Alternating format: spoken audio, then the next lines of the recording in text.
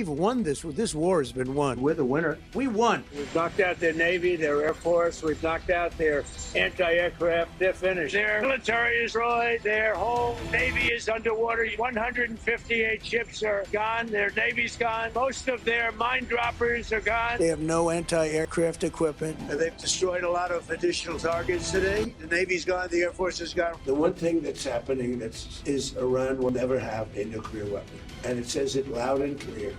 They're not going to develop it. They're not going to buy it. They're not going to do anything with it. And if they do, they suffer unbelievable consequences. I think it's over.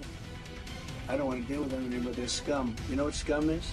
They're scum. They're sick people.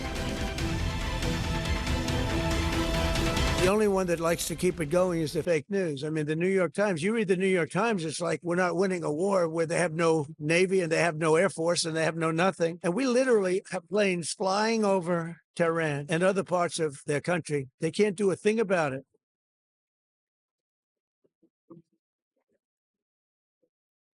बिस्मिल्लाहिर्रहमानिर्रहीम, अस्सलाम वालेकुम नाज़रीन, मैं हूं कंबर ज़ेरी। Programme देख रहे हैं आप डिबेट एट 8। नाज़रीन, ट्रंप के दावों के बरक्स ईरान अमरीका जंग अभी भी जारी है और ईरान अमरीका जंग के दौरान मुख्तलिफ फेजेस आए हैं। अमरीका ने अटैक किया, उसके जवाब में ईरान की जानिब से कतर और कुवैत में अमरीकी तनसीबात को टारगेट किया गया। हालिया हमलों की अगर बात किया जाए जिसमें अमरीका की जानिब से बड़ा अटैक किया गया और उसके नतीजे में ईरानियों की हलाकतें भी हुई और ईरान की जानिब से कहा गया कि वो इसका भरपूर बदला लेंगे। और ईरान की जानिब से जो एक टेलीफोन कॉल है बासिर इराक़ची ने वो आसिम मुनीर साहब को भी की है।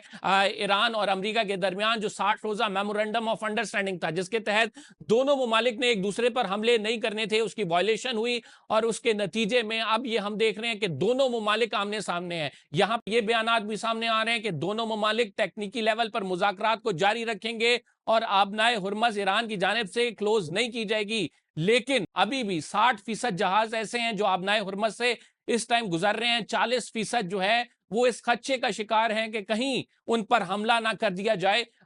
इसको देखते हुए आगे क्या इन दोनों ममालिक के दरमियान कोई देर पा अमन आएगा या नहीं आएगा, दोनों ममालिक इसी तरह से वक्तन फवक्तन झड़पें करते रहेंगे, इस पर आज हम बात करेंगे।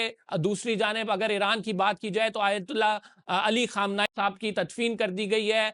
मशहद में इमाम अली रज़ा के रोज़े पर उनको दफनाया गया। ईरान में एक बड़ी तादाद ने उनकी आखिरी रसूमात में हिस्सा लिया जिससे ये तासुर वाज़े हो गया कि ईरानी अभी तक इस रिजीम के साथ हैं और अमेरिका इस रिजीम के खिलाफ जो एक ऑपरेशन चाहता था और इसको ख़त्म करना चाहता था वो नाकाम हुआ। दूसरी जानिब अमेरिका ये कह रहा है कि न्यूक्लियर हथियार किसी सूरत जो है ईरान को नहीं लेने देंगे। लेबनान जंग भी एक बड़ा मामला बना हुआ है और ईरान ये चाहता है कि वो हिस्से जिस पे इसराइल काबिज है लेबनान में उससे मुकम्मल तौर पर इसराइलियों का इनखला हो, वहाँ पे मुकम्मल अमन है और ईरान की प्रायोरिटी इस टाइम पे लेबनान भी है। इस पर भी बात करेंगे। अगर पाकिस्तान की बात की जाए, बलूचिस्तान में दहशतगर्दी बढ़ रही है, इसकी क्या वजूहात हैं? मुख्तलिफ जो सिक्योरिटी एजेंसीज के लोग हैं जिसमें तकरीबन 42 नौजवान बताए जा रहे हैं, अफसरान भी इसमें शामिल हैं, उनको किस तरह से टारगेट किया गया, क्यों टारगेट किया गया, इसकी भी तफसील वजूहात आपके सामने रखेंगे। हमारे साथ मौजूद हैं खालिद चिश्ती साहब, डिफेंस एनालिस्ट हैं, हमें ज्वाइन किया है GR बलोच साहब ने। गुलाम रसूल बलोच साहब जो हैं वो साबिक सफ़ीर हैं। बहुत शुक्रिया आप दोनों मौजूद मेहमान ग्रामी का। Starting from you Khalid Chishti साहब, how do you see the situation जिसमें हम देख रहे हैं कि मेमोरेंडम ऑफ अंडरस्टैंडिंग की क्लियर वायलेशन है, अमेरिका की जानिब से बड़ा हमला किया गया, फिर ईरान ने टारगेट किया, वक्तन फवक्तन ये जो झड़पों का सिलसिला, इसको आप कैसे देखते हैं? जी बहुत शुक्रिया कमर साहब, आपने इनवाइट किया। देखिए बुनियादी तौर पर जंग तो फॉर्मली ख़त्म हुई, फिर उसके बाद आपने देखा कुछ सीज फायर हुआ, फिर MOU हुआ, फिर MOU पर अपने अपने नैरेटिव बिल्ड हुए। दैट मीन्स अमेरिका ने कहा कि हम ज़बरदस्त एग्रीमेंट हुआ है, हमने ईरान को शिकस्त दे दी है, हमने ऑब्जेक्टिव हासिल कर लिए हैं, लेकिन ईरान ने कहा कि हमें अपने न्यू फाउंड रिलेवेंस मिली है। जब आप मुआहदे को पढ़ते हैं तो हम एग्री करते हैं कि मोस्टली ये ईरान स्पेसिफिक ज़्यादा है, क्योंकि पहले पैराग्राफ में हिजबुल्ला और लेबनान की बातें हैं। दैट मीन 3 दफ़ा तो हिजबुल्ला 3 दफ़ा तो लेबनान का जिक्र है। फिर 5वें पैरे में भी स्ट्रेट ऑफ हॉर्मुज़ को खोलने और उसको इंश्योर कराने के लिए लिखा ज़रूर गया है। उसके डिविडेंड्स के बारे में लिखा गया है, जो कि ऑयल का मतलब है कि ऑयल के अलावा भी ईरान सब कुछ बेच सकेगा बाद में। सिर्फ 60 दिन का जिक्र है, 60 दिन के बाद का जिक्र नहीं है। उसके बाद ये एक्सटेंड हो जाएगी, उसके बाद क्या बनेगा? अमेरिका और ज़ाहिर है उसकी इंटरेस्ट ये है, बहुत ज़्यादा प्रेशर प्रेसिडेंट ट्रंप पर, यही मैं काफ़ी दफ़ा अर्ज़ करता हूँ कि एक तरफ नेतन्याहू है جس کا ملٹری آبجیکٹو یہ تھا کہ ایران کو نہ کمزور نہیں کرنا، ایران کو آلموسٹ اس حد تک شکست دینی ہے کہ نہ اس کا نیوکلیر پروگرام بچے، نہ بیلسٹک کروز اور ہائپرسونک میزائل پروگرام بچے، اور ایک کمپرومائزڈ ایک قسم کی رجیم وہاں پہ آئے جس کے ساتھ ایک مور آف اے سیریمنی ہو، شکست خوردہ ملک نظر آئے، وہ نہیں ہو پایا۔ اب اسی لیے آپ نے دیکھا کہ زائنسٹ لابی بہت زیادہ ایک پریشر بلڈ کر رہی ہے پریزیڈنٹ ٹرمپ پر کہ یہ تو نہ ہونے کے برابر ہے ڈیل، یہ تو شکست خوردہ ڈیل ہے، یہ تو ڈیفیٹڈ مینٹلٹی کے ساتھ ہم نے سائن کیا ہے۔ آن ٹاپ آف دیٹ اسرائیل میں ایک چینل 12 ہے، اس کا ایک سروے ہوا ابھی، اس کو میں ریفر کرتا چلتا ہوں۔ اس نے یہ سروے میں اسرائیل نے اپنے لوگوں سے پوچھا تو صرف 11% اسرائیلی سمجھتے ہیں کہ انہوں نے یہ جنگ جیتی ہے، اور 17 اس کا مطلب 89% نہیں سمجھتے ہیں۔ 71% جو اسرائیلی وہ سمجھتے ہیں کہ پریزیڈنٹ ٹرمپ پر اب اعتبار نہیں کیا جا سکتا اسرائیلی انٹرسٹ کو دھیان رکھتے ہوئے۔ تو اب یہ سارا کچھ کرنے کے بعد امیجن کریں نتنیاہو کو اور کتنا پریشر ہے، وہ اب پریزیڈنٹ ٹرمپ پر بلڈ کرنا چاہتے ہیں۔ نتنیاہو پر پریشر کیا ہے؟ وہ یہ پریشر ہے کہ نتنیاہو کے لیے یہ ان ایزی نہیں ہے جو امن ہوا ہے، یہ ایگریمنٹ یا MOU ہوا ہے، یہ پریشان نہیں کر رہا، ان کے لیے سوئسائڈل ہے، اس کے لیے ایگزسٹیشنل تھریٹ ہے۔ نتنیاہو کے لیے اس لیے تھریٹ ہے کہ اس کو پتا ہے کہ اگر یہ امن ہو گیا تو میں کیسے لوگوں کو یقین دلاؤں گا کہ یہ میں نے پیس ون کیا ہے، واٹ کاسٹ، نمبر 1۔ نمبر 2، وہ انٹیکٹ ہے ابھی تک ایران کی حکومت بھی اور سب کچھ۔ تو آئی تھنک اس کو یہ سروائیول کا خطرہ یہ ہے کہ اگر وہ یہ جنگ بند ہو جاتی ہے، امن اچھا ہو جاتا ہے، تو پھر آپ کے سامنے ہے کہ پھر اکتوبر کے الیکشن کرانے پڑیں گے، وہ ہار جانے کا چانس ہے، تو پھر وہ آگے مقدمے کھل جائیں گے۔ یہ میں ایگزسٹیشنل تھریٹ یہ کہہ رہا ہوں، کنورٹ کرے معاہدے میں اور لوگوں کو بتایا کہ میں جنگ جیتا ہوں، اور وہ مینلی جو وار ٹرافی اس کو نظر آئی ہے وہ ہے اسٹیٹ آف ہارموز۔ اب وہ اس لیے ریٹ قائم کر رہا ہے، لیکن کوشچن کے ساتھ میں کلوز کروں گا کہ ایران کو بھی یہ چاہیے کہ بہت کیئرفل کرے، کیونکہ امریکن فورسز ابھی بھی اس ایریا میں موجود ہیں، امریکہ پریزیڈنٹ پر بہت زیادہ پریشر ہے، اسپوائلرز بہت زیادہ۔ بلو صاحب کیا دیکھتے ہیں آپ یہ وقتاً فوقتاً جو اسکرمشز ہو رہی ہیں ایران اور امریکہ کے درمیان، کیا کوئی دیر پا اس معاملے کا حل نکلے گا یا یہ جنگ اسی طرح جاری رہے گی؟ بسم اللہ الرحمن الرحیم۔ دیکھیے، توقع بھی ہماری یہی تھی اور پاکستان کی کاوشیں بھی اسی طرف تھیں اور اب تک بھی ہے، چونکہ دیکھیے جنگ دیکھ لی، ایران نے بھی جنگ دیکھ لی، یو ایس نے بھی اپنے what's call limit of its power, اور اسی طرح سے ایران نے بھی آزما لیا پنجہ۔ ٹھیک ہے، جائے کہ وہ کھڑے رہے، اور اس کھڑے رہنے میں بہت سارا مورل سپورٹ ہے، ڈپلومیٹک سپورٹ ہے، ڈپلومیٹک پریشر ہے یو ایس کے اوپر۔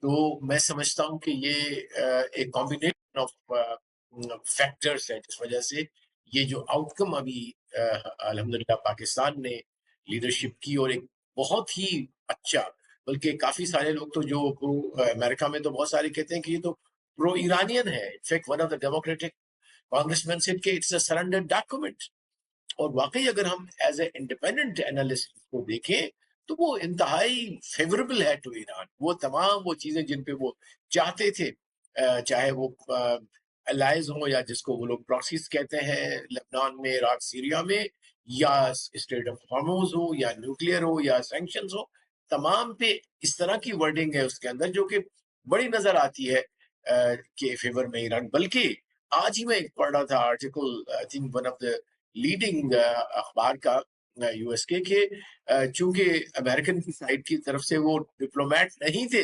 لہٰذا they could not understand the intricacies of the language، اس لیے یہ لینگویج اس طرح ہو گئی۔ nonetheless اب اس کو مس انٹرپریٹ کرنا یا اس کو اس میں پھر یہ تباہ آزمائی کرنا کہ جی کیا دیکھیں کیا ٹالرنس لیول ہے امریکہ کا یا لوگوں کا، اور پھر فائرنگ کرنا آن 2 countries شپس جو کہ آپ کے ساتھ کھڑے تھے، آپ سے مراد ایران ہے میری، سعودی عربیہ اور قطر۔ تو میرے خیال ہے کہیں پہ کوئی لغزش ہوئی ہے فیصلے کی، ججمنٹ کی، یا کوئی گیپ ہے کمیونیکیشن کا کہ یہ کرائسس اس طرح سے، ورنہ ابھی تو 11 تاریخ کو ملنا تھا انہوں نے ایرانی وفد نے امریکن وفد کے ساتھ، اور ٹیکنیکل باتیں شروع ہونی تھی اسلام آباد میں۔ تو اب یہ تمام چیزیں پٹ آف ہو جائیں گی، اور وہ جو 60 دن کا ایک ہمارے پاس بریکٹ ہے وہ جپٹی میں جا رہا ہے۔ سو آئی تھنک ہمیں ان لوگوں کو بھی، ایران کو بھی، امریکہ کو بھی، جس طرح کہا گیا ہے ہماری اسٹیٹمنٹ میں منسٹری آف فارن افیئرس کی طرف سے، کہ دونوں کو محتاط ہونا پڑے گا، دونوں کو تحمل کا جو ہے مظاہرہ کرنا پڑے گا۔ پاکستان ول پرسو کنسسٹنٹلی جس طرح پہلے کرتا رہا ہے، اور یہی میرے خیال ہے صحیح راستہ ہے. جی خالد صاحب، جو امریکہ کا وہ دعویٰ ہے کہ آپ نے آبنائے ہرمز میں جہازوں پر حملہ کیا، that's why we attacked you. امریکہ، ہمیں یہ تو معلوم ہے کہ پیچھے سنیریو ایسا بن رہا تھا کہ جس کے تحت امریکہ پہ پریشر بڑھتا جا رہا. واٹ ڈو یو تھنک کہ جو ریزننگ دی گئی ہے کہ یہ کس حد تک ریشنل ہے؟ دیکھیے قمر، ریزننگ تو اپنی اپنی ہے. اس میں لکھا ہوا ہے کہ ایران میک شور کرے گا کہ سیف پیسج ہو، تو ایران کہتا ہے ہم اپنے طریقے سے انشور کریں گے کہ پیسج کس کو سیف کہتے ہیں. ایران کا اگر آپ جغرافیہ کو کلوزلی فالو کریں تو جو بحری جہاز گزرنے دے رہا ہے ایران، وہ بالکل ہگنگ دا گراؤنڈ یا سی، جو اس کا اپنے کوسٹل ایریا نا، اس کے پاس سے گزرنے کی اجازت دے رہا ہے. جو عمان کی طرف گزر رہے تھے اس دفعہ اس نے ان پہ بھی حملہ کیا ہے. وہ یہ ثابت کرنا چاہتا ہے کہ یہاں میری مرضی سے روٹ فالو ہوگا، میری مرضی کا نیویگیشنل ٹریک لیا جائے گا، اگر اس سے آپ وائلیٹ کریں گے تو میں حملہ کروں گا. امریکہ کہتا ہے کہ کیونکہ آپ نے حملہ کیا ہے، اور ایران کہتا ہے کیونکہ حملہ اس لیے کیا کہ وائلیٹ ہو رہا تھا. تو پرسیپشن اپنی اپنی ہے، جس کی وجہ سے یہ مینیفیسٹیشن ڈفرنٹ ہے. میں نے جیسے کہا نا کہ آپٹکس کی جنگ ہے. اسٹریٹ آف ہارمز اگر ہولڈ کیے رکھتا ہے ایران، تو امریکہ کے لیے یہ باور کرانا اپنے ملکوں، اپنے ملکوں میں اپنے لوگوں کو، اپنے مخالفین کو یہ کہنا کہ ہم نے جنگ جیتی ہے، تو وہ کہیں گے کہ اسٹریٹ آف ہارمز تو آپ نے خود بند کر دیا. لیکن خالد صاحب، دس از اے کنٹینیوس، مطلب اگر آپ پروسیس دیکھیں تو کسی بھی طرح سے ایران کا اثر و رسوخ اسٹریٹ آف ہارمز سے ختم نہیں کیا جا سکتا. دیکھیے اسٹریٹ آف ہارمز چاہتا کیوں ہے ایران، پہلے اس پہ بات کر لیں پھر ہم بہتر سمجھ پائیں گے. ایران دو وجہ سے چاہتا ہے، جو میرا کہنا یہ ہے. دیکھیے ایک تو اکنامک بینیفٹ ہے، جو چانسز ہیں وہ سمجھتا ہے کہ جو بھی ڈیل ہوگی، ٹول مل گیا، ٹیکسیشن مل گئی، میں لینا شروع کر دوں گا. جو لیس لائکلی ہے کہ ایران فار ایور اس پہ ڈٹرمنٹ رہے، مجھے لگتا ہے وہ نیگوسیشن لیور کے لیے لیوریج کے لیے استعمال کر رہا ہے. نمبر 1، اگر ہو جائے تو بہت اچھا ہے، کیونکہ ایوریج ابھی جب حملہ کرنے سے پہلے 50 بحری جہاز ایوریج گزر رہے تھے، اور اگر ایران ٹیکس لے رہا ہوتا جو پہلے لے رہا تھا، تقریباً 2 ملین اس نے لینا شروع کر دیا تھا، تو یہ 100 ملین قمر صاحب بنتا ہے پر ڈے، اور ایک سال میں پھر 36 بلین بچتا ہے. تو یہ تو ہو گیا فائنینشل. دوسرا، ایران اسٹریٹ آف ہارمز کو اپنے سیفٹی کے لیے ایک بفر زون کے طور پہ بھی بنانا چاہتا ہے. دیٹ مینس کہ لیوریج ہو میرے ہاتھ میں. لیکن کوشچن میں یہ دینا چاہتا ہوں، جو میں نے پچھلے سوال کے جواب کے اینڈ میں بھی دیا قمر صاحب، وہ یہ ہے کہ ایران کو یہ سمجھنا پڑے گا کہ جتنا آپ اس کو بفر زون بنانے کے لیے آپ کے لیے اٹریکٹیو نظر آتا ہے، اتنا ہی امریکہ کو کھلوانے میں اٹریکٹیو نظر آتا ہے. کیونکہ امریکہ کی بے بسی ظاہر ہوتی ہے اگر رٹ قائم ہو جائے ایران کی. یہاں پر دونوں میں رٹ کا مسئلہ اور اجارہ داری کا صرف جو جنگ ہے بیسیکلی اب وہ شروع ہے. بلو صاحب، جو آبنائے ہرمز پہ جیسے کہ بات ہو رہی ہے، آبنائے ہرمز ایک بہت بڑا بارگیننگ چپ ہے ایران کے لیے. آپ کیا سمجھتے ہیں کہ یہ آبنائے ہرمز پہ جو کنٹرول ہے، یہ اب تھرو آؤٹ ایران کا ہی چلے گا؟ دیکھیے، میں پہلے بھی اپنے جو میرے ساتھ ملاقاتیں آپ لوگوں کی ہوتی، میں کہہ رہا تھا نیوکلیر کچھ بھی نہیں ہے، باقی تمام چیزیں سیٹل ہو جائیں گی. سب سے بڑا مسئلہ اگر ہوگا تو وہ جو ہے وہ ابنائے ہارموز ہوگا، اسٹریٹ آف ہارموز ہوگا. اس لیے کہ اس سے ایک پوری جیو اسٹریٹجی جو ہے نا وہ، اور جیو اکنامکس کنیکٹڈ ہے دنیا کی. جیسے وی آل نو کہ 1/5 of the 30% of gas and 30% of oil of the world comes from here, from Strait of Hormuz سے گزرتا ہے. اور پھر اس کو آپ، اور پھر دیکھیے اس کی ملٹری بھی سگنیفیکنس ہے. تو میں سمجھتا ہوں کہ now again as a detached analyst, even Pakistan would not accept it. What to talk of regional countries, the other superpowers like US or even China, I would tend to think. کہ کسی بھی ایک country کے حوالے ہو، جو اس سے پہلے تھا کہ وہ ایک انٹرنیشنل قانون کے تحت جو انٹرنیشنل کنونشن اور لا آف دا سیز ہے اس پہ چلنا چاہیے. اور ہاں یہ ضرور ہے چونکہ وہ پراکسی میں ہے تو ان کی جو تحفظات ہیں ان کو ضرور رکھا جائے. اور وہ کیونکہ اب جنگ ہوئی ہے وہاں پہ، انہوں نے بہت ساری مائنز ڈالی ہے، لہٰذا یہ جو کہا گیا تھا کہ آرٹیکل جو 5 تھا یا 5واں نقطہ تھا 14 پوائنٹس میں، کہ ایران ول انشور کہ سیف پیسج انشور کرے گا ڈیورنگ دس 60 days، اور کوئی ٹیکس وصول نہیں کرے گا. اس کا مطلب یہ نہیں کہ دنیا نے قبول کر لیا کہ جی آپ کا سوورینٹی ہے. This is misinterpretation in my view and overstretching the agreement which is very dangerous and very harmful for Iran's credibility in my. اب جو میڈیٹرز ہوں گے، even Pakistan would be very careful کہ ایسی کوئی دیکھیے ہم نے بہت اعتماد کیا ہے ایران پہ اور امریکہ پہ کہ وہ اور ہم نے سوچا تھا کہ یہ دونوں جو وارنگ پارٹیز ہیں وہ ایک سنسیئرٹی آف پرپس کے ساتھ بات چیت کر رہے ہیں. اگر اس قسم کی بات چیت رہی تو پھر میڈیٹر کیا کرے گا مجھے بتائیے. They are putting the mediator into corner, not only each other. So hope کہ ابھی جو اچھی خبر آئی ہے, جو آپ نے بھی شاید دیکھی ہوگی, کہ ایک پاز آ گیا ہے دونوں طرف سے ان کا کہ ہم فائرنگ نہیں کریں گے اور ڈپلومیسی کو ٹائم دیں گے, تو میرا خیال ہے کہ یہ better senses feel. I am very hope کہ دوبارہ پھر ہمارے ڈپلومیٹک چینلز کام کر رہے ہیں 24/7, انہوں نے کوئی نتائج نکالے. اب اس کے ساتھ ایران اگر اردن پہ حملہ کرتا ہے, جو کہ ابھی رائٹ نو اگر ہم دیکھیں پچھلے اس میں ٹارگٹ نہیں تھا, دیٹ مینس ایک نیا وانیو اس نے جو ہے اوپن کیا ہے اردن پہ حملہ کر کے امریکی بیسز پر جو میزائل داغے گئے ہیں, اس کو کیسے آپ دیکھتے ہیں؟ وہی پچھلا فارمولا ہی کنٹینیوشن ہے نا, جو آیت اللہ خامنہئی شہید نے اپنی شہادت سے پہلے کہا تھا کہ ہم پہ حملہ ہوا تو ہم جنگ کو خطے میں پھیلا دیں گے, جس کو انگریزی میں سمپل ون ورڈ کہیں گے, ریجنلائز کر دیں گے. اور وہی انہوں نے کیا, انہوں نے ریجنلائز بھی کیا, انہوں نے ریچ اسرائیل پر دکھا دی. جون 2025 میں جو حملہ ہوا تھا اس سے زیادہ پن پوائنٹ ایکوریسی کی, ہائپرسونک میزائل استعمال کیے. تو یہ اب نیو فاؤنڈ ریئلزم ایران کو آیا ہے, جس کی طرف میں اشارہ کر رہا ہوں. اور ریجنلائز کر کے جارڈن نہیں ہے, اس نے تو ہر اس ملک کو انٹرسٹ کو ٹارگٹ کیا جس کی کنٹریبیوشن ڈائریکٹلی انڈائریکٹلی امریکہ کو پین ہو, اور ایک trust deficits develop who between those countries and the U S.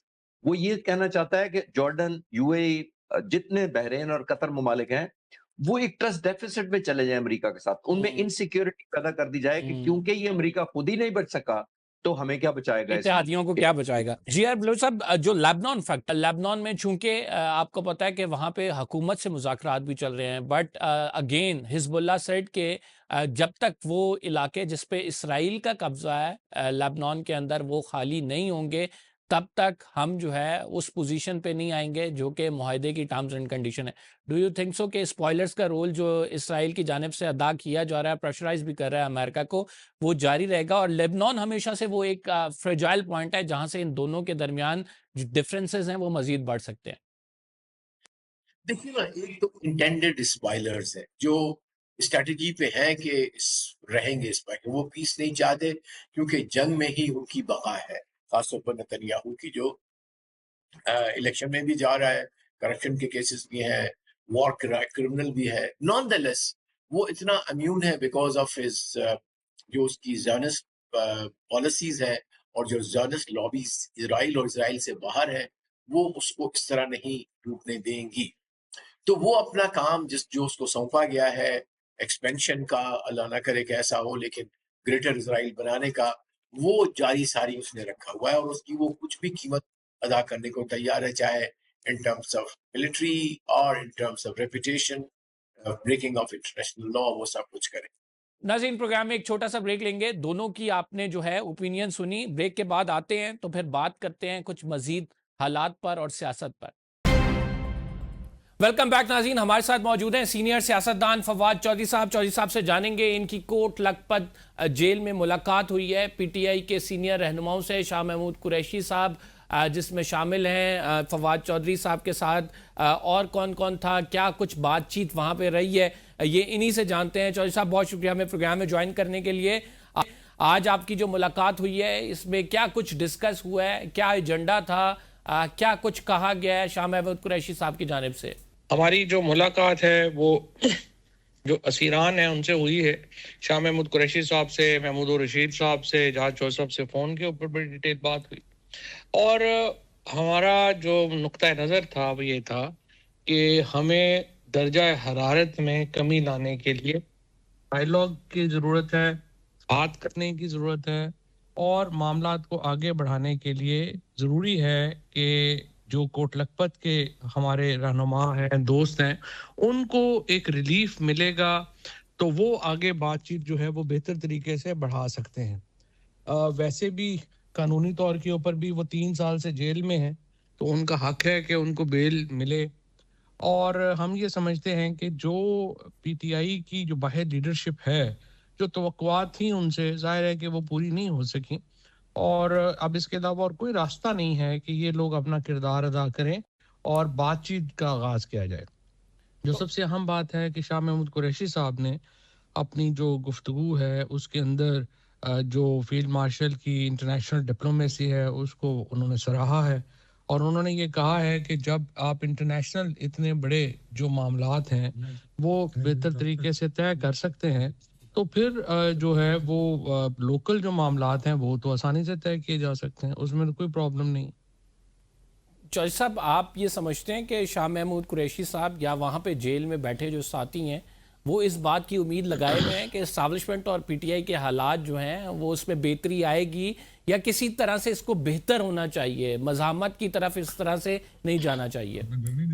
جی بالکل بالکل، وہ اس پہ واضح ہیں کہ پاکستان کے اندر سیاسی ٹمپریچر کو نیچے لانے کی ضرورت ہے، اور اس سلسلے میں جو نیشنل ڈائیلاگ کمیٹی کی جو حل ہے وہ ہی راستہ ہے جس کے اوپر عمل کر کے ہم آگے بڑھ سکتے ہیں۔ لہٰذا جو آج بھی ہماری گفتگو ہے اس کے اندر یہی مختلف جو تجاویز ہیں وہ زیر بحث آئی ہیں کہ ہم یہ پولیٹیکل ٹمپریچر نیچے کیسے لا سکتے ہیں، اور اسٹیبلشمنٹ میں اور پی ٹی آئی میں ہم کیسے جو ہے وہ ایک کم از کم ایک ایسا ریلیشن شپ ہو کہ جس میں پی ٹی آئی کو سیاست کا موقع مل سکے۔ لیکن چودھری صاحب اس میں ظاہری بات ہے وہ لوگ جیل کے اندر ہیں، وہ اپنا ایک لیمیٹڈ سا ان کا رول ہے جو کہ وہ ادا کر سکتے ہیں، باہر بیٹھی ہوئی جو قیادت ہے اسی نے سب کچھ کرنا ہے، اور وہ جو باہر بیٹھی ہوئی قیادت ہے وہ تو آپ کی نیشنل ڈائیلاگ کمیٹی کو کوئی ویٹیج ہی نہیں دیتی ہے۔ ان کو تو ہم بھی کوئی ویٹیج نہیں دیتے ہیں۔ ہمارے نزدیک جو امپورٹنٹ ہے وہ عمران خان ہے اور لوگ ہیں، درمیان میں اگر کوئی جو ہے وہ آلو ٹماٹر کے اوپر آ گیا ہے تو وہ دیکھیے ہمارا مسئلہ نہیں ہے۔ ہمارا جو اصل مسئلہ ہے وہ یہی ہے کہ ہم نے عمران خان کو ریلیف کیسے دلانی ہے، اور یہ جو ہمارے لیڈرز اور ورکرز ہیں اسپیشلی جو پی ٹی آئی کا ورکر ہے، جو گجرانوالہ میں، جو پنڈی میں، جو بے گناہ جس کے پاؤں میں جوتا پہننے کو نہیں ہے، اور جس جو عمران خان کی محبت میں جس نے اتنی زیادہ قربانیاں دی ہیں، جن کا نام کوئی نہیں لے رہا، ہمارا مقصد یہ ہے کہ ان کو ریلیف ملے، اور جب ان کو ریلیف ملتا ہے تو پھر معاملات جو ہیں وہ آگے بڑھتے ہیں۔ تو اس میں آپ کوئی بریک تھرو ایکسپیکٹ کریں، کیونکہ اس سے قبل بھی آپ کی ملاقاتیں ہیں متعدد، تو اس میں آگے پیش رفت نہیں ہوتی ہے، ملاقات ضرور ہو جاتی ہے، آپ ایکسپیکٹ کر رہے ہیں کہ تھوڑا سا جو ہے نرمی برتی جائے گی یا ان لوگوں کو چھوڑ دیا جائے گا؟ پہلے ظاہری بات ہے تحریک کا آپ کا پہلا نقطہ یہ ہے۔ ہماری کوشش تو یہی ہے، اور معاملات انشاءاللہ درست سمت میں آگے بڑھ رہے ہیں، اور ہمیں امید یہی ہے کہ چیزیں جو ہیں وہ آگے بڑھیں گی، اور ہم جو ملاقات بھی ہوئی ہے تو ظاہر ہے کہ یہ بھی ایک کنسیشن ہی ہے جو ہمیں دی گئی ہے ملاقات کرنے کی، تو اب دیکھتے ہیں کہ اس ملاقات سے چیزیں جو ہیں وہ آگے کیسے ہم لے کے بڑھتے ہیں۔ اندر جو قیدی ہیں جیل کے اندر وہ پارٹی کی کاوشوں کو کیسے سے دیکھتے ہیں، خصوصاً شاہ محمود قریشی یا محمود الرشید صاحب کی بات کی جائے، وہ کیا سمجھتے ہیں باہر پارٹی ان کے لیے جو کچھ کر رہی ہے وہ کیا مطمئن ہے اس سے؟ پارٹی کی لیڈرشپ سے تو بہت جو ہیں وہ نالاں ہیں لوگ، اور جیل میں کیا جتنے لوگ ہیں وہ سمجھتے ہیں کہ پارٹی کی لیڈرشپ تو مکمل ناکام ہے، اور نہ صرف یہ کہ وہ ان کی بات کبھی نہیں کرتی، ان کی پالیسی جو ہے اس کو کوئی درخور اعتنا نہیں سمجھتی، اور لوگ یہی سمجھتے ہیں کہ جو لوگ جیل میں ہیں وہ تو یہی سمجھتے ہیں کہ یہ جو لیڈرشپ ہے یہ تو مکمل طور پہ ناکام ہو چکی ہے، اور اس لیڈرشپ میں بھی تبدیلی کی ضرورت ہے۔ عمران خان صاحب سے آپ ملاقات کے لیے کوشش کریں گے؟ National dialogue committee Imran Khan صاحب سے ملاقات آپ نے پہلے بھی ظاہر کی تھی اس کی خواہش، آپ سمجھتے ہیں کوئی بریک تھرو ہوگا، ملاقات آپ لوگوں کی ہو سکے گی؟ دیکھیں ہماری تو ظاہر ہے کہ خواہش ہوگی کہ عمران خان صاحب سے ملاقات ہو، لیکن آپ کے سامنے ہے کہ ظاہر ہے کہ وہ ہمارے ہاتھ میں تو نہیں ہے، تو ہم پوری کوشش ہم جو ہے وہ کر رہے ہیں، ہم ایک ایسا ماحول بنانے کی کوشش کر رہے ہیں جس میں عمران خان صاحب کی ملاقاتیں کھل سکیں، انہیں علاج کی سہولت مل سکے، ریلیف مل سکے، اور ہمارے جو ورکرز ہیں پی ٹی آئی کے ان کو کوئی ریلیف مل سکے۔ ہم تو جو کوشش کر سکتے ہیں وہ ہم کوشش کر رہے ہیں، اور باقی انشاءاللہ تعالی اللہ مہربانی کرے گا، امید ہے کہ اس سلسلے میں ہم اور آگے بڑھیں گے۔ آخر میں وہاں پہ کوٹ لکھپت جیل کے قیدیوں نے کیا کچھ کہا، خصوصاً اگر جناسِ منیر کی آپ نے بات بتائی ہے کہ شاہ محمود قریشی صاحب جو ہیں وہ کہہ رہے تھے کہ بڑا بہترین رول ہے اور ملک کی معاملات کو حل کرنے کے لیے بھی ایسا ہی رول ادا کرنا چاہیے، کیا اور باتیں کی خصوصاً اسٹیبلشمنٹ کے حوالے سے کوٹ لکھپت جیل کے قیدیوں نے؟ دیکھیں وہ یہ سمجھتے ہیں کہ جو اسٹیبلشمنٹ اور پی ٹی آئی کے درمیان جو جس قسم کی اس وقت ایک سچویشن بنی ہے وہ انفارچونیٹ ہے اور اس کو ریزالو ہونا چاہیے. اور چونکہ حکومت بری طرح ناکام ہو گئی ہے اپنی معیشت ٹھیک کرنے میں، گورننس ٹھیک کرنے میں، تو لہٰذا ضرورت اس بات کی ہے کہ پاکستان میں سیاست میں پی ٹی آئی کو دوبارہ اجازت دی جائے کہ وہ سیاست کر سکے، اور اس کے لیے ایک منیمم ورکنگ ریلیشن شپ جو ہے اداروں کے ساتھ ہونا ضروری ہے. اور اس کے لیے جو ہے وہ چاہتے ہیں کہ ہم بات چیت کو آگے بڑھائیں، اور جو نیشنل ڈائیلاگ کمیٹی نے جو ایجنڈا جس طرح سے دیا ہے اس کے اوپر وہ پوری سپورٹ کرتے ہیں اور وہ سمجھتے ہیں کہ اس کو آگے بڑھانے کی ضرورت ہے. بہت بہت شکریہ فواد چودھری صاحب. ناظرین ہمارے ساتھ موجود تھے، اپنی رائے کا اظہار کر رہے تھے. پروگرام میں ایک چھوٹا سا break. Will be right back after this short break. آپ کہیں مت جائیے گا. ویلکم بیک ناظرین. بات کریں گے معیشت پہ. ہمیں جوائن کیا ڈاکٹر شاہد حسن صدیقی صاحب نے. ڈاکٹر صاحب بہت شکریہ ہمیں پروگرام میں جوائن کرنے کے لیے. اس ٹائم پہ جو عالمی معیشت چل رہی ہے، جس طرح سے ہم دیکھ رہے ہیں کہ دوبارہ سے حملے شروع ہو رہے ہیں، اور اس کے نتیجے میں اگر آبدائے ہرمز بند ہوئی پھر تیل کی قیمتیں میں اتار چڑھاؤ ہم دیکھیں گے. آپ کس طرف جاتا صورتحال کو دیکھ رہے ہیں اس مشکل وقت میں؟ بہت شکریہ آپ کا. یہ بات بالکل صحیح ہے کہ اس وقت جو ہے جنگ کی جو صورتحال ہے اس میں بے یقینی کی کیفیت ہے. زیادہ امکان کہ امریکہ جو ہے وہ اپنے استعماری مقاصد حاصل کرنے کے لیے تناؤ کی کیفیت برقرار رکھے گا، مگر شاید بڑا کوئی حملہ نہ کرے، کیونکہ وہ اس کو جو ایران نے جو ان کو شکست دی ہے، اس کے عزائم میں ناکامی دی ہے، اس کے بعد غالباً اس کو حملے کرنے کا ان کا ارادہ نہیں ہے. لیکن بے یقینی کی کیفیت رہے گی، اور عالمی منڈی میں تیل کی قیمتوں میں اتار یا چڑھاؤ دونوں ساتھ رہیں گے. جب کوئی اچھی خبر آئے گی کہ نیگوسیشنز ہو رہے ہیں تو گر جائے گی.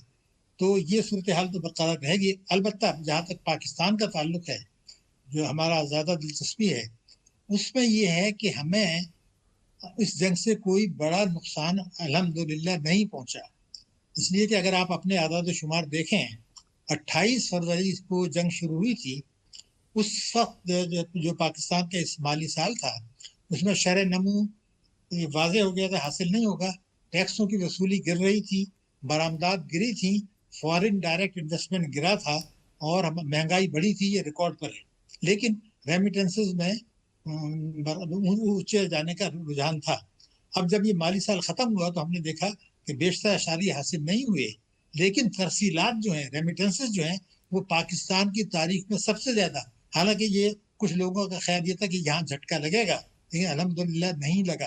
اس کا کیا مطلب ہے کہ پاکستان میں جو مشکل صورتحال آئی، پاکستان میں جو مہنگائی آئی یا شرح نمو نہیں بڑھی، اس کا وجہ یہ ہے کہ ہماری حکومت نے اور صوبائی حکومتوں نے، جہاں تینوں پارٹیاں ہیں اس وقت اقتدار میں ہیں، انہوں نے یہ محسوس کیا کہ اس جنگ کے نتیجے میں اچھا موقع ہے کہ طاقتور طبقوں کو مراد دیتے رہیں اور عوام کے اوپر مختلف بوجھ ڈال دیں. بجلی کے نرخوں کا، پیٹرول کا، گیس کا، ترقیاتی اخراجات میں کٹوتی کر دیں، تعلیم کا بجٹ کم کر دیں، صحت کا بجٹ کم کر دیں. یہ تمام چیزیں ہمیں نظر آئیں. تو یہ اس اشرافیہ کی معیشت کا نتیجہ ہے جو پاکستان میں ہے. یعنی عالمی معیشت میں جو صورتحال ہوئی جنگ کی، اس کا اثر نہیں پڑا، لیکن حکومت نے جو وفاقی اور صوبائی حکومتوں نے جو اقدامات اٹھائے، کچھ آئی ایم ایف کے نام پہ، جو آئی ایم ایف نے نہیں کہا تھا لیکن آئی ایم ایف کا نام استعمال کیا. لیکن یہ واضح ہے کہ اس سال 2026 میں ہماری معیشت کی صورتحال اچھی نہیں رہی. لیکن 2027 کے جو آپ اعداد و شمار دیکھیں تو وہ ایسے لگتا ہے کہ خوف آتا ہے کہ ہم شاید ترقی کی طرف جانے کا 2027 میں بھی کوئی ارادہ مجھے نظر نہیں آ رہا. تو ڈاکٹر صاحب یہ تو بڑی الارمنگ سچویشن ہے. اگر ہم یہ کہیں کہ جنگ سے اتنا ہم متاثر نہیں ہوئے جس طرح سے اشرافیہ کی شاہ خرچیوں سے متاثر ہوئے اور عوام کو ڈائریکٹ اس کا امپیکٹ بھگتنا پڑا، تو پھر یہ کیسی حکومت ہے؟ کیوں عوام اس پر ٹرسٹ کرے؟ کیوں دوبارہ اس کو ووٹ دے جب موجودہ وزیر اعظم جو ہیں وہ پی ڈی ایم میں بھی چونکہ وزیر اعظم رہے، ابھی بھی ان کی جو ہے شہباز شریف کی ایک کنٹینیوٹی ہے، تو حالات بہتر تو ہونے کا نام نہیں لے رہے ہیں عام آدمی کے. دیکھیے، آپ نے ایک نقطہ بڑا اہم اٹھایا ہے، لیکن اس کو باریک بینی سے دیکھنا پڑے گا. اس وقت جو اگلے سال کا بجٹ آیا ہے اس میں کچھ ایسا ہوا جو پاکستان کی 78 سال میں نہیں ہوا تھا. یعنی صوبوں نے یہ کہا کہ جی ہم وفاق کو گرانٹ دیں گے. ایسا کیسے ہو سکتا ہے؟ کیونکہ صوبوں نے پہلے ہی تعلیم کا بجٹ کم ہے، صحت کا بجٹ کم ہے، ترقیاتی اخراجات کم ہے، غربت ہے، بے روزگاری ہے. وہ 1035 ارب روپے فاضل کیسے دے سکتے ہیں؟ تو کیا یہ حقیقت نہیں ہے کہ پیپلز پارٹی نے جو ایک بڑی جماعت ہے اور سرحد میں سندھ میں بھی اقتدار میں ہے، وہ مرکز میں انہوں نے عہدے لیے ہوئے صدارت کے اور سینٹ چیئرمین کے، اس کے بعد آپ نے دیکھا کہ ان کو بلوچستان میں بھی ان کا ہے. اس کا مطلب یہ کہ ان دونوں پارٹیوں کا گٹھ جوڑ تھا. لیکن جو بات میں بڑی واضح طور پہ کہنا چاہتا ہوں، چونکہ آپ کا سوال عام ہے، کہ خیبر پختونخوا نے بھی وہی حرکتیں کی ہیں جہاں تیسری جماعت اقتدار میں ہے، انہوں نے بھی وہی عوام کو کچلا ہے اور اشرافیہ کو نوازا ہے. تو پھر سوال یہ پیدا ہوتا ہے کہ پھر عوام کے پاس کیا چوائس ہے، حکومت نہیں تو تین ہی پارٹیاں ہیں نا جن کو جو کمپیٹ کر رہی ہیں. یا بازی میں فوجی حکومت تھی، انہوں نے بھی وہی کیا، تینوں پارٹیاں بھی وہی کر رہی ہیں وفاق میں اور صوبوں میں بھی. تو یہ جو کچھ ہو رہا ہے اس کے نتیجے میں صورتحال یہ ہے کہ ذمہ داریاں میڈیا کی، عوام کی، اور شاید پارلیمنٹ سے تو مجھے توقع نہیں ہے، لیکن سپریم کورٹ کی ذمہ داریاں بڑھ گئی ہیں. یہ بات میں کیوں کہہ رہا ہوں آپ کو بتا دوں ذمہ داری سے.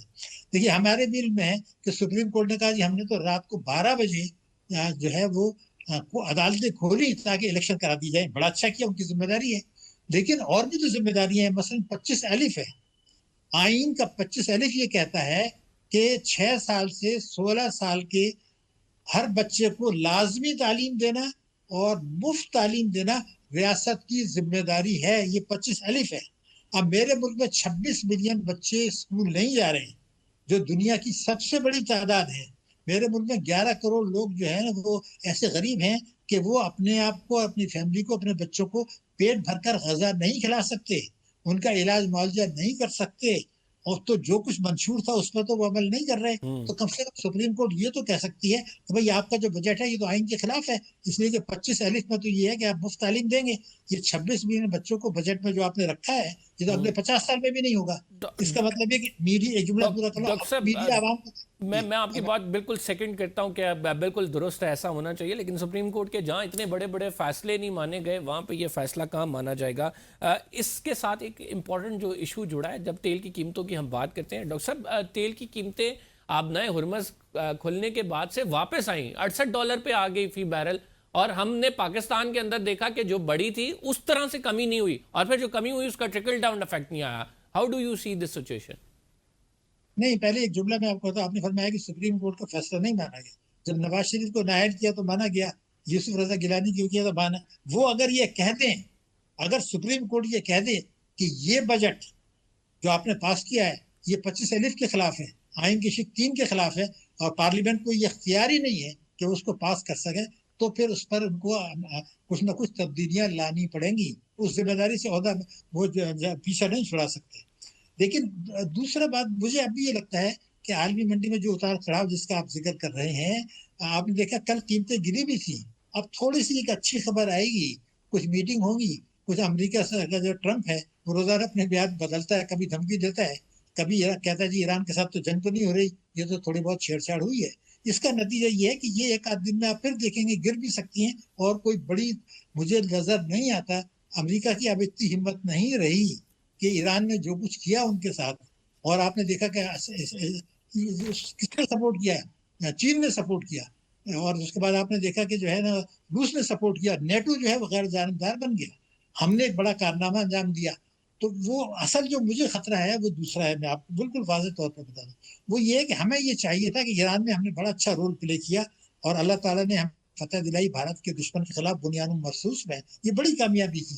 لیکن اب ہمیں یہ چاہیے تھا کہ پہلا کام یہ کرتے کہ چین سے ہی درخواست کرتے کہ ان کا انفلوئنس ہے افغانستان میں، تو وہ دہشت گردی کی آپ دیکھیں پچھلے چند روز جو گزرے ہیں، ہماری افواج نے، ہمارے رینجرز نے، ہماری پولیس نے، ہمارے عوام نے شہادتیں بڑے پیمانے پہ دی ہیں، کوئی معمولی بات نہیں ہے. تو اس کا مطلب یہ ہے کہ اگر بھارت اور افغانستان مل کے یہاں یہی حرکتیں کرتے رہے تو ہم نے اگر جتنی ایران کے لیے کوشش کی، اب افغانستان کو راہ راست پہ اتنا لائیں کہ دوست نہ بھی بنیں مگر پاکستان میں دہشت گردی نہ کرے.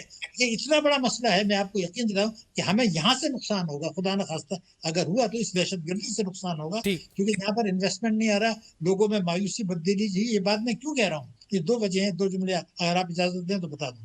بنیان مرصوص جس کے ہمارے جو ہے آرمی چیف بھی بات کرتے ہیں، فیلڈ مارشل بھی بات کرتے ہیں، وہ سورہ صف ہے میں آیت نمبر 4 ہے. تو اللہ تعالیٰ نے ہمیں فتح دی. اس کے بعد آیت نمبر 11 اور 13 میں اللہ نے کیا کہا ہے کہ اگر آپ نے جان کی قربانی دینے کے بعد یہ مال کی قربانی نہیں دی تو آپ کو فتح نصیب نہیں ہوگی.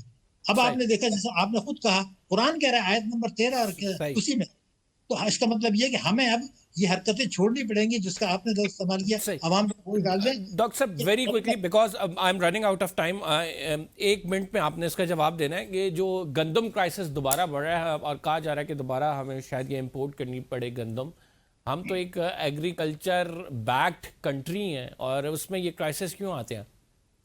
دیکھیے بڑا عام سوال ہے.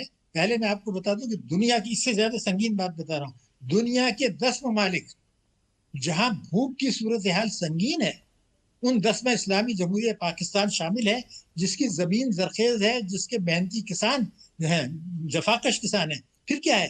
حکومت کی غلط پالیسیاں، اسٹیٹ بینک کی پالیسیاں، کوئی ریسرچ نہیں ہے، چھوٹے کسانوں کو طرف توجہ نہیں ہے اور نہ ان کی مارکیٹنگ کے پیسے ملتے ہیں. ہم خامخواہ جو ہے وہ شوگر کین اگاتے ہیں جہاں پر مسئلے ہیں. تو ہم نے کبھی زراعت کی طرف توجہ نہیں دی. ہماری توجہ کہاں پر ہے میں آپ کو بتا دوں، برآمدات کی نہیں ہے. ہماری برآمدات گری ہے پچھلے برسوں میں. یا ترسیلات بڑھا لیں اور قرضے لے لیں اور طاقتور طبقوں کو مراحت دے دیں. زراعت ایسا شعبہ ہے اگر آپ اس میں ریسرچ کر کے لگائیں، میں آپ کو ریکارڈ میں بتاتا ہوں کہ کسان کی آمدنی میں 5 گنا اضافہ ہوگا. اگر غربت میں کمی کرنی ہے، ریسرچ ہو رہی ہے، ان کو اچھا بیج دیں. تو اس سیکٹر پہ توجہ دینی چاہیے. ڈاکٹر صاحب ہمارے ساتھ موجود تھے اور اپنی رائے کا اظہار کر رہے تھے. ڈاکٹر صاحب بہت شکریہ، آپ کا پروگرام ہو گیا، انشاءاللہ اگلے پروگرام میں آپ سے ملاقات ہوگی. قمر زیدی کو اجازت دیجیے، اللہ نے